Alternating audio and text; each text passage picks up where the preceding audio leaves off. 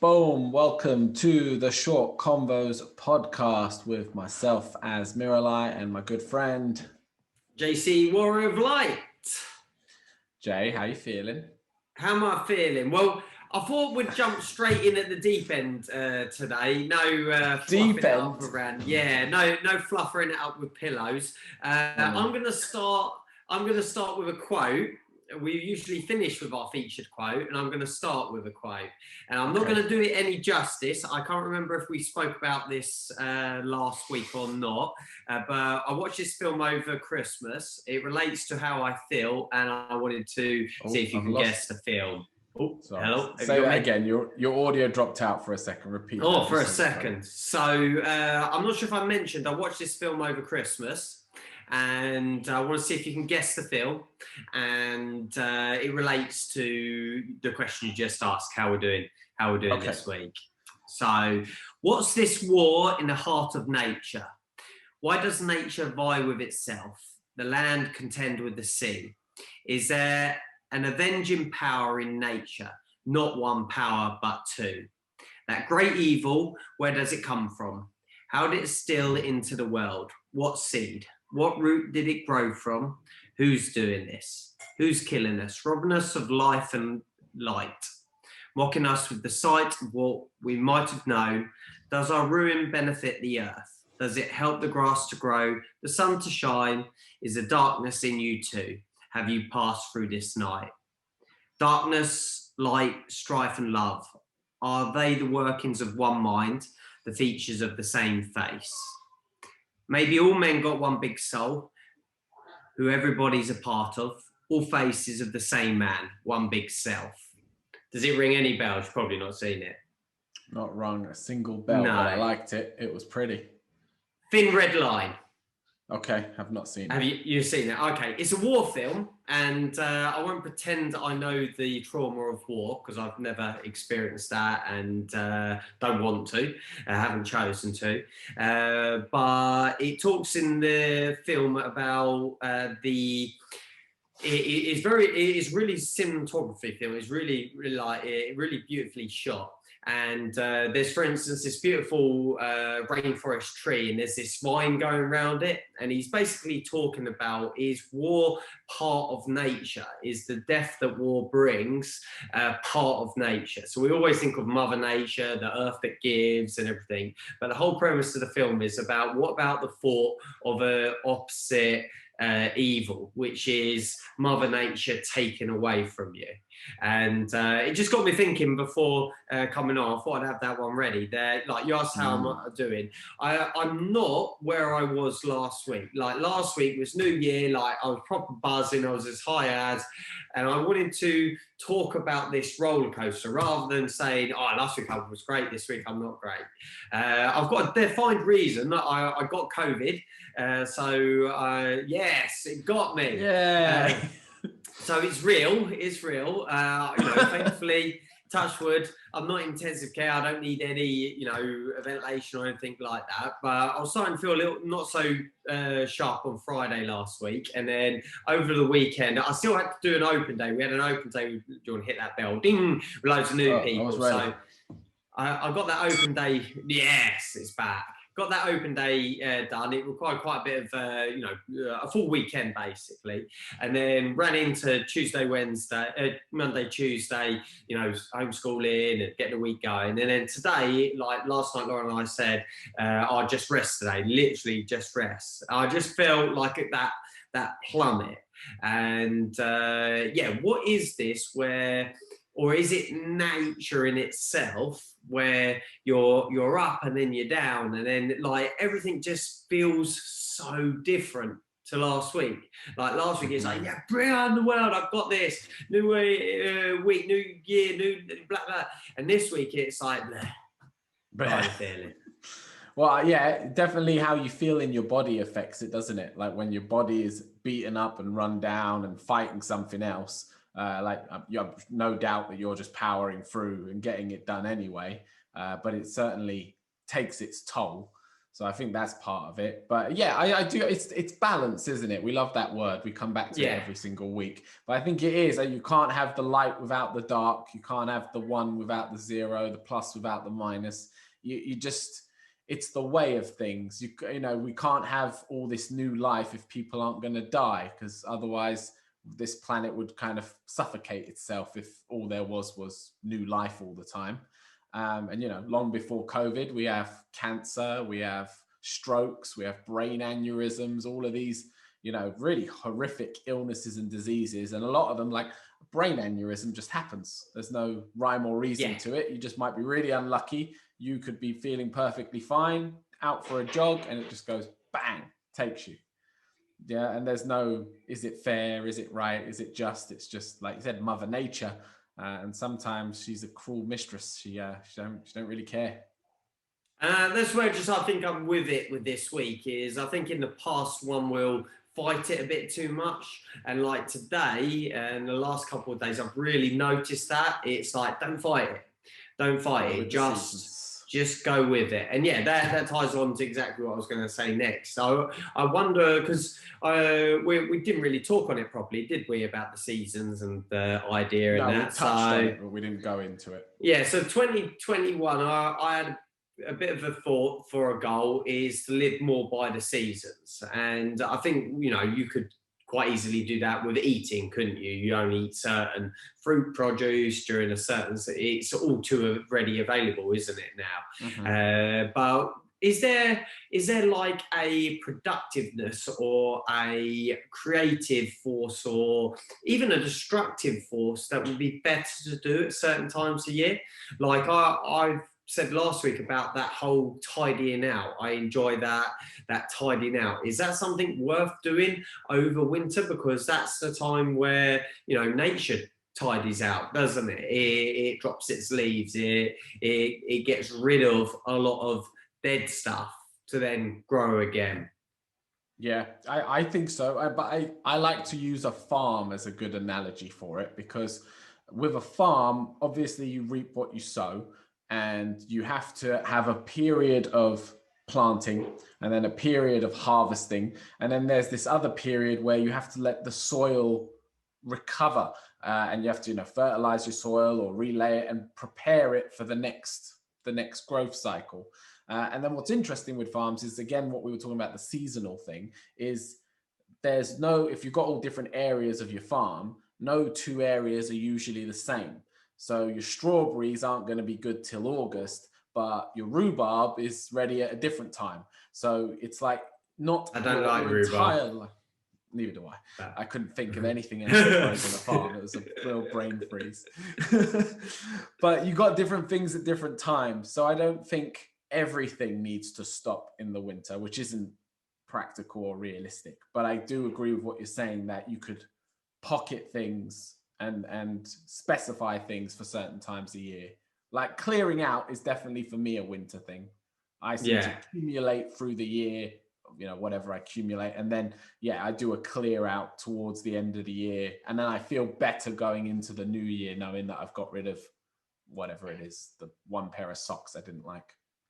So what else then on that sort of line of things for the season? Or I wasn't really trying to overthink this goal. I didn't want to sort of put down, well, by this time I want to have that many or that or this or that. I just want to sort of go with this one. But does it bring anything else to mind on that line of things with the seasons? So one that I would be curious how you're going to approach it is exercise. Okay. Because for me, I know what exercise feels good, and it generally feels good all year round. So I've never felt the need to train differently in the summer as I do in the winter. The only difference is I might train more outdoors in the summer and more indoors during the winter. So I don't know if that's something in terms of, is there a certain time of year where you get the feeling to do more cardio, go for more runs? Is there a certain time of year where you feel the need to lift weights? Okay. And then the martial arts, we do that all year round. So I don't know if that's going to be something that you're going to take into consideration of it. I haven't even thought about it, and that's part of the convo is, to Yeah, I'll Because the think on food, that one. like you said, is obvious. The food is what grows you eat, and what doesn't grow you don't eat, and try to avoid, imported stuff. Yeah. If that's what you want to do. But things like exercise, it's like And where does that fit what in? you wear as well is obviously seasonal. Yeah, exactly. Because it's just temperature dependent, isn't it? So I think it's Yeah. more the things that, especially through our creature comforts of being humans, like indoor heating and all the rest of it, are you going to ignore the seasons in those ones, or are you going to still I roll think with I it? want to. I think I definitely want to go down the route of it being for a productive reason, as Yeah, in to do it like, yeah. I don't think I'm going to say, all right, for winter we won't have any electricity, yeah, because that's not going to be just so. fires. Yeah, yeah, just flies. It's not going to be so productive. I think it's got to be for a benefit at the end of the day, and a bit like the whole screen. Not sharing, screen saving, time management and everything. That's definitely been a benefit. We spoke about that, a few episodes ago. I'd like to do things seasonal for a benefit. And if that means, the benefit of a clear out is in the winter, that's when you do it, kind of thing. Yeah, I think the biggest thing productivity wise is where in the year do you feel you have the most energy, and kind of timetabling that bit of the year to go crush things, and push yourself to like the limit. Because the bad habit I think you especially can sometimes have is you push yourself to the limit all year round, and then you end up with that feeling of the end of the year of a bit of burnout, and feeling overworked. And then you talked about how you would like to do like a hibernation in winter, like you feel the need to hibernate, and I think that comes from that. But maybe if you say, look, spring, summer, we are all guns a blazing regardless of how rough it gets, but in autumn I am going to slow it down, and in winter I am going to slow it down further. I think that's the biggest thing in terms of your productivity that would need to shift to fit with it. Yeah, and I think that is one of the immediate goals I thought about. And what brought this to mind as well was that burnout at the end of the year, and trying to avoid that for, prior to thinking about the whole, excuse me, COVID. Prior to the whole idea of the seasons, the whole sitting in the more productive quadrant definitely sounds more appealing, planning, preparing, all those sort of things, rather than the firefighting quadrant of rushing because it's this weekend, you've got to get it done, kind of thing. Yeah, the tricky part is, and I guess that's where everyone struggles, is you're trying to fit this model into a socio-economic system that doesn't support it, because the socio-economic system wants you going 365. Yeah. Maybe you take the day off for Christmas, but other than that, you should work all the way through. And that's where the struggle is. That's where you're going to meet resistance to it. Yeah. But isn't all thoughts just an idea in the beginning, and then you have to, and then maybe it ripples effects, doesn't it? Yeah. I think it's like I think the way you're going to approach it is like a philosophy rather than a Yes. hard set of rules that you're going to Yes. follow by, which, I think is what you need to do. It's just listening to yourself, isn't it? It's listening to Yeah. yourself when you say you're tired, and when you say you're hungry, and when you say, right, now's the time to push a bit harder. Yeah, and when we get outside, as in with nature, I'll definitely find a connection there with what feels right at what time of year as well. And for instance, my bonsais, I'm not gonna catalogue. I'm not gonna go as mad as writing it all down, but I might write in my notes and in my journal of the season with them, and use them as like, okay, they're growing mad at the moment, so let's grow mad at the moment, kind of thing, and see if you can harness that universal energy at that time. Yeah, follow the trees. Yes, I like that. So that's how I am this week. How about you? Where are you at this week? I'm good this week. I have a nice bonsai story for you. Oh, I like it. Like that. I love the sound Can of you it. remember off the top of your head what the bonsai shop near you is called? I know it begins with a H. Herons. Heron's That's the one. Bonsai. So I know that early spring is a good time to repot your bonsais, because the tree starts growing again and all the rest. Did I of it. say I got a new Time pot? I got a new pot, Christmas pot. For those on at home there, you can't really see it, can you? Those at home are just showing as a new pot. Oh, pretty. There you go. There you go. Because you're not going to be able to see it for a while. We are in sync because I also got a new pot from Heron Bonsai. I actually found him on YouTube. I was watching some videos to kind of update my knowledge on repotting bonsais and make sure that I hadn't not going to do anything stupid come late February, early March, and realized that I was watching a video from them.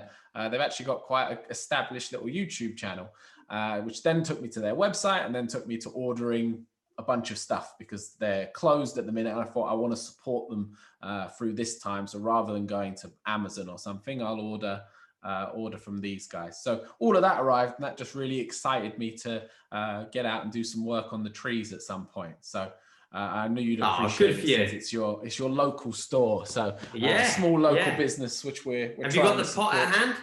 I do not have the pot at hand. It's it has not arrived. It's not arrived yet. It's dispatched. It's en route. We're talking about a really new story. I love this. Yeah, I love it. It's fresh. This was just from the other day. We're mad in sync today. My quote was semi-COVID related, since yours was kind of semi-COVID related. Yeah. It's also just a real cheap one because normally our quotes are from some profound leader or some kind, and it carries some weight. This is from a random Twitter user they've even scribbled out her name, but she's took a selfie with her sunglasses and that's her profile picture. But I think you'll enjoy this. I can't believe we used to go to bowling alleys and stick 3 fingers into a bowling ball that countless other people touched, and then we used them same fingers to eat fries and wings and pizza like God couldn't touch us. Yes, I like that. That's probably the best analogy I've heard of the situation. That's great. I love that. This came from a friend of mine who works in retail. He's in a post office that is still obviously open. And he had a customer come in, pull a Kleenex out from her handbag, run it over the escalator band that goes on the side, and then presented it to him with dirt on it, saying, you need to sort this out. This is unacceptable. Given the current situation, this can't be the way things are. Tolerated. And he's looking at it. He's telling me this story that he's looking at it and going, who doesn't know that escalators are dirty? that you probably don't want to touch the band. And if you do touch it, you probably then don't want to lick your fingers following that. You probably want to go wash your hands. I don't know. It brought it to my mind, and I thought it was funny since we're trying to laugh at it all rather than be miserable about it and moan about it. Yeah, this whole hygiene thing, I wonder if it is going to stick around for a long time now. What I mean by that is obviously washing your hands is hopefully something that will stick around forever, as it has done. But it's not new. With it. Yeah, it's not new washing your hands, is it? Well, what was the slogan a little while ago? Wasn't it? It was like wash it, wash it. Yeah, exactly. Like, it's not new, and we wash our hands before we eat. We wash our hands once we've touched the dog. If you're gonna then again eat or touch stuff or whatever else, we have a good routine, but we're not to that point of OCD where we've never washed all of the shopping when it's arrived, or we've never washed all of our clothes once we've been out. In this whole pandemic, it's like, I've got it now, but I can kind of trace where it's come from, and it's like that's another story anyway. But I wonder if this whole because you're not super clean yourself in a sense of micro, and everything. I'm not a germaphobe. Sure. No, that's the word. No, I'm not a germaphobe. I generally think that if you do martial arts, that you can't be a germaphobe, because it generally involves being around other sweaty people and then having their sweaty foot in your mouth for at least a split second. Like, it's not really congrusive with being a germaphobe. It just doesn't work that way. So no, but I'm not, and I think it will stick around for a long time. Like SARS, which was COVID. They were still wearing masks, all the way up to this one. in China because of that. It just became part of the culture at that point. So I think a lot of people will, well, I find it strange seeing someone wearing a mask when they're walking on their own outdoors.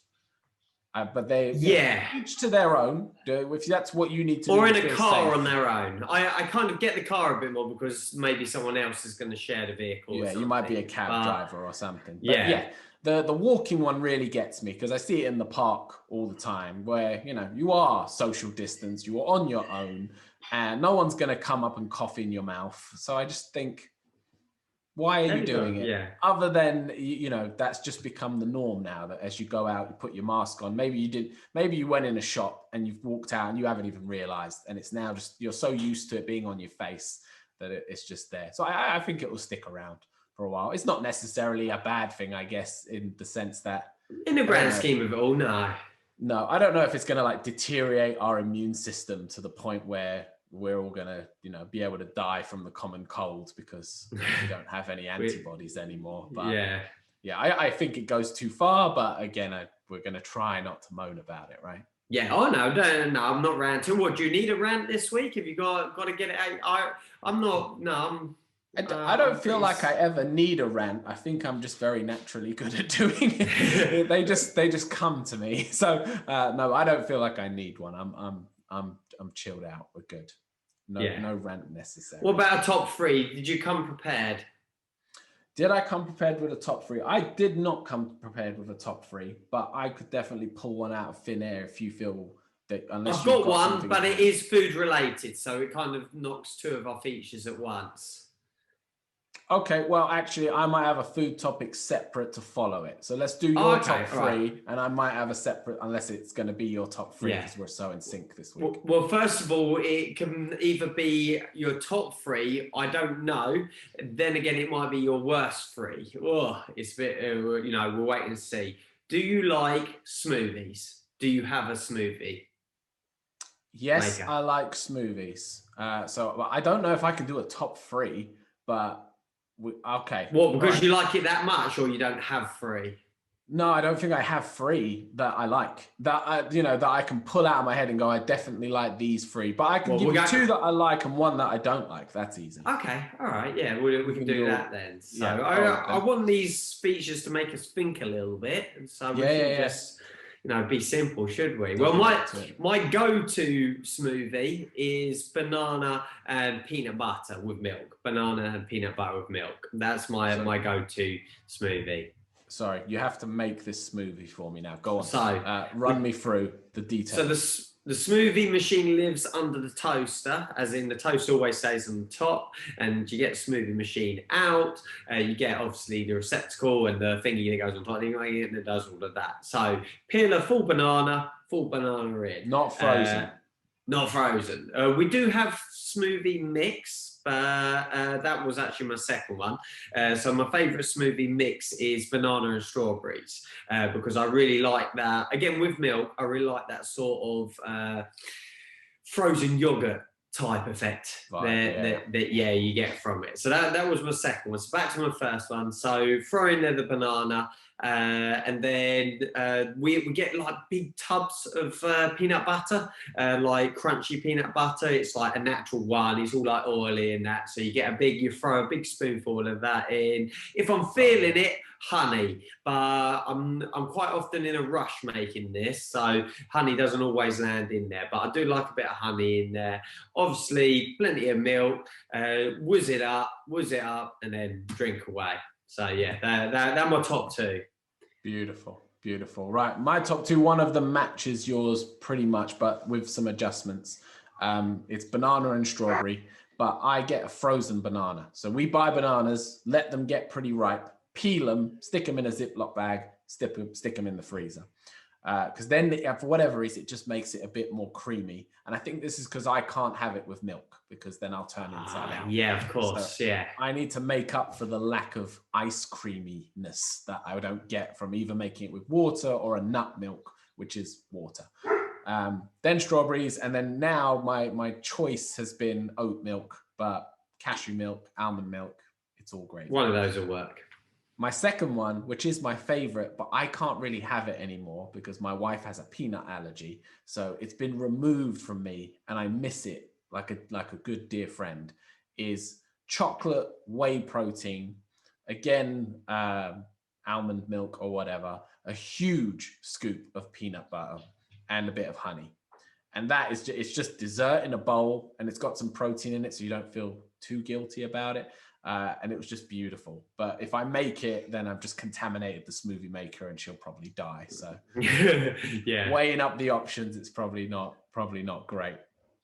Do you Well, have a smoothie you don't like? yeah, well, that's what I thought for the third one. So Lauren, she bought a packet of like this smoothie mix, you know, the pre-made frozen stuff, and it was mango and spinach, and it was like it just does not work.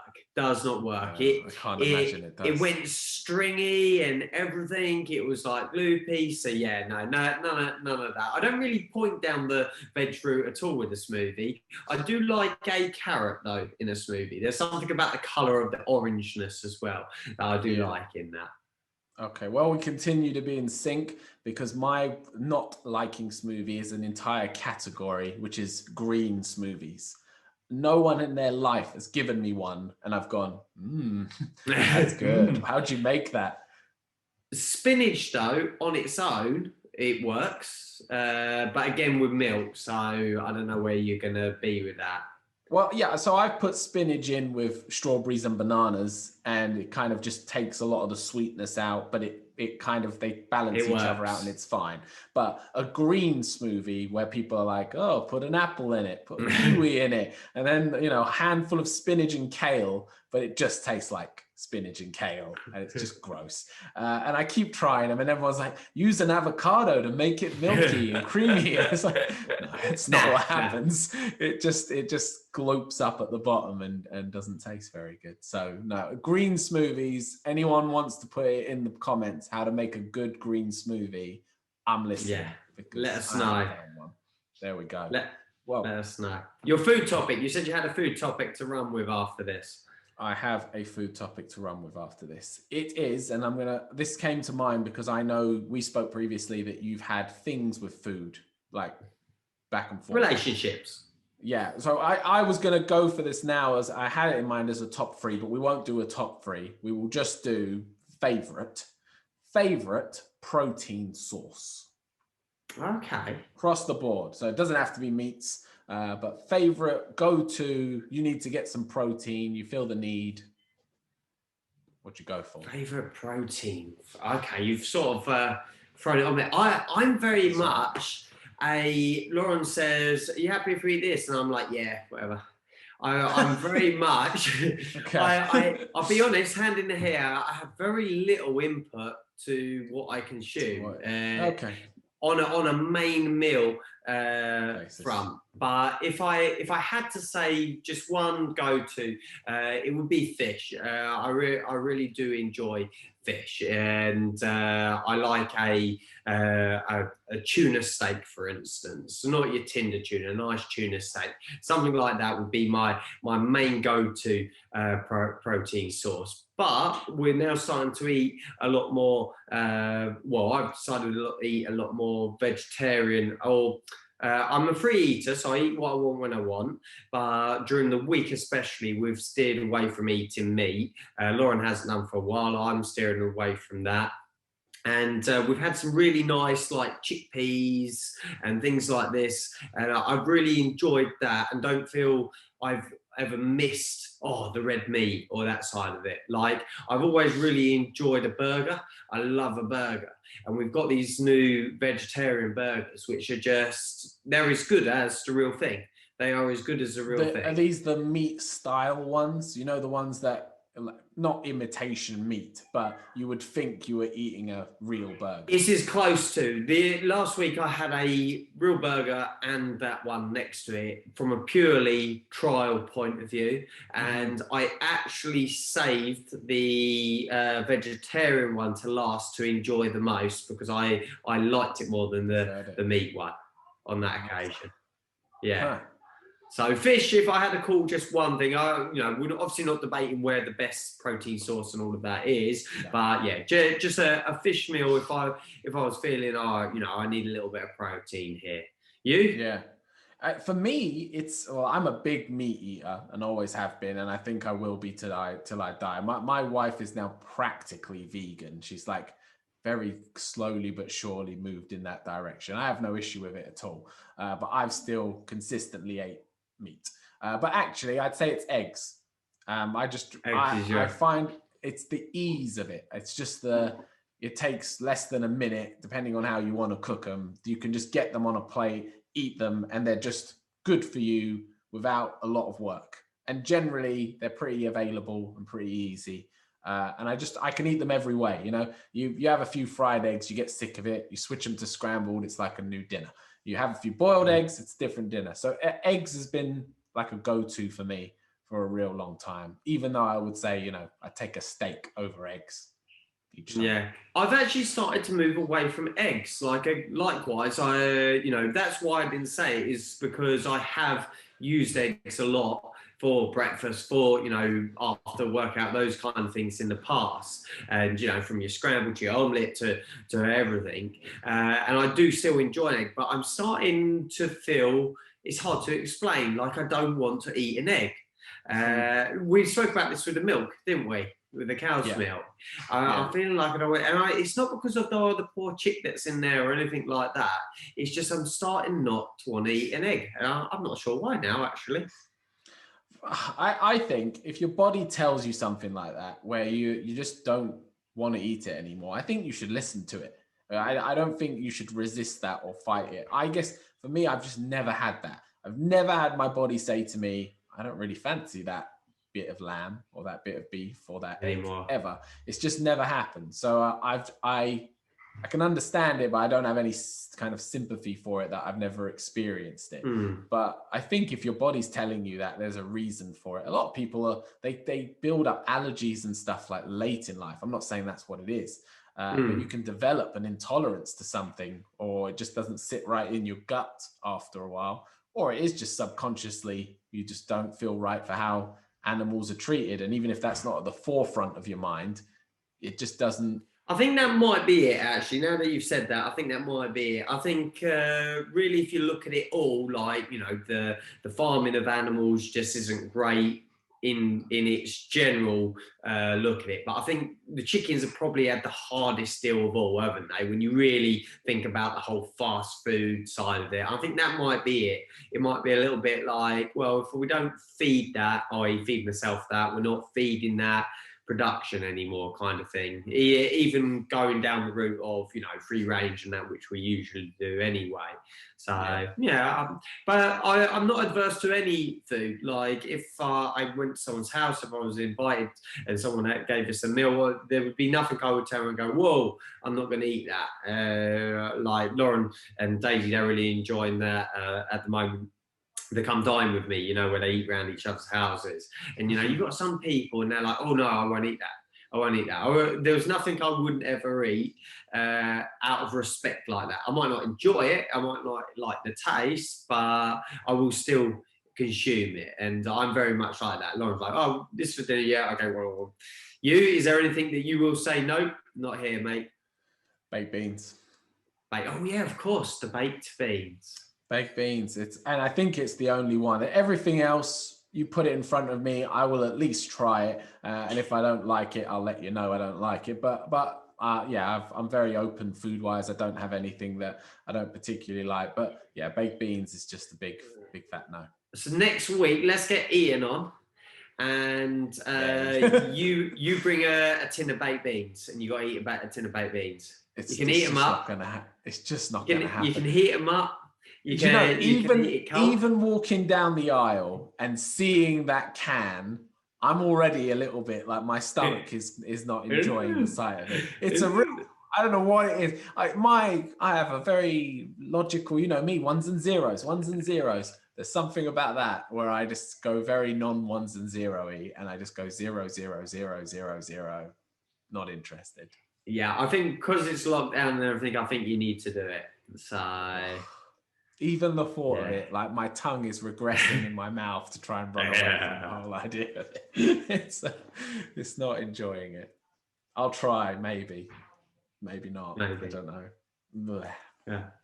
Nuh-uh. Well, on that note, we better go because you got to go get some beans then.